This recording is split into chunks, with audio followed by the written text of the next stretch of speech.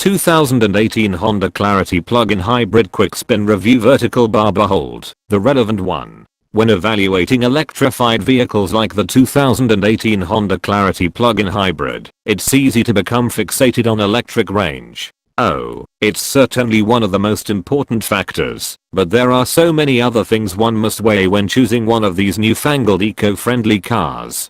Things like comfort, quality, feature content, driving experience, the stuff we use to evaluate every other car out there. This point is even more important to the Honda Clarity, since it's a considerably different vehicle than the bulk of current plug-in hybrid vehicles.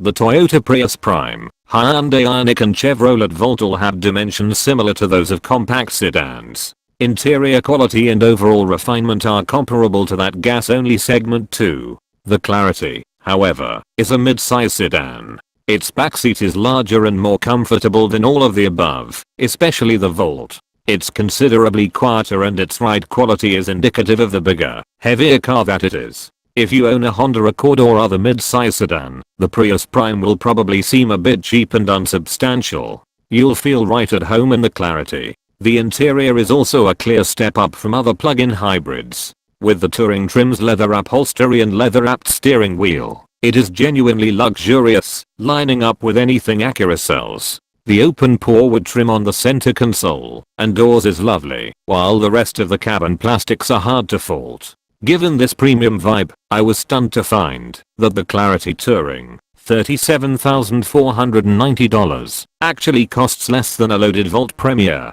$38,445. Sure, the Chevy has parking sensors, heated steering wheel and rear seats, OnStar and wireless smartphone charging, but when you factor in size, refinement, interior quality and comparable efficiency, more on that later, it's hard to see how the Volt should cost more. Like other Hondas, the Clarity's front center console impresses with its versatility. The unique cup holders have little tabs that flip up and down to equally accommodate large and small beverages, in this case a Yeti water bottle and a Starbucks stall. Brilliant. The raised floating console design also tapers inward to make it easier to access the bin below. In the HR-V and other so designed cars, it can be tricky to see and grab stuff in what becomes a forgotten cave. One note, though, that bin's bottom is hard plastic, allowing for your phone and whatever else to easily slide around. A rubbery pad would be helpful. In terms of larger storage, the Clarity plug-in hybrid has considerably more trunk space than its hydrogen-powered and all-electric siblings. Amazing how much space you gain when you reduce battery count and take out a couple of hydrogen tanks.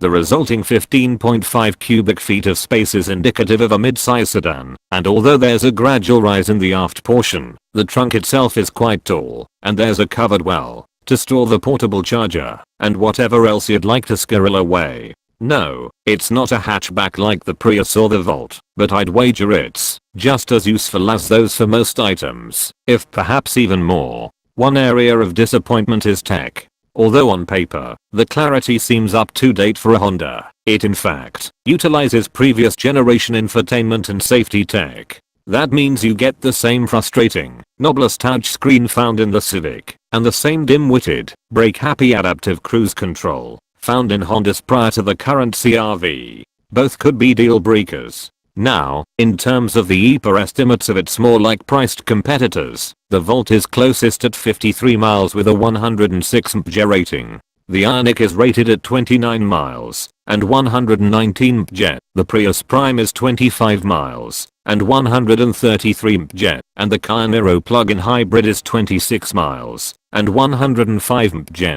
The Clarity gets 110 mpg. Of course, you'll also spend more at the dealer, but as far as the Clarity is concerned, you'll also be getting a car that should cost more. It is bigger, quieter and more refined. When the all-electric range is exhausted, its operation in hybrid mode is impressively not that different. Since the electric motor continues to power the car, the gas engine works as a motor generator, much as it does in the Honda Accord hybrid. It still feels like an electric car to drive. And, thanks to ample acoustic materials, that engine isn't as noisy and noticeable as those in its competitors. Unless you really gun it, you may not even notice the changeover.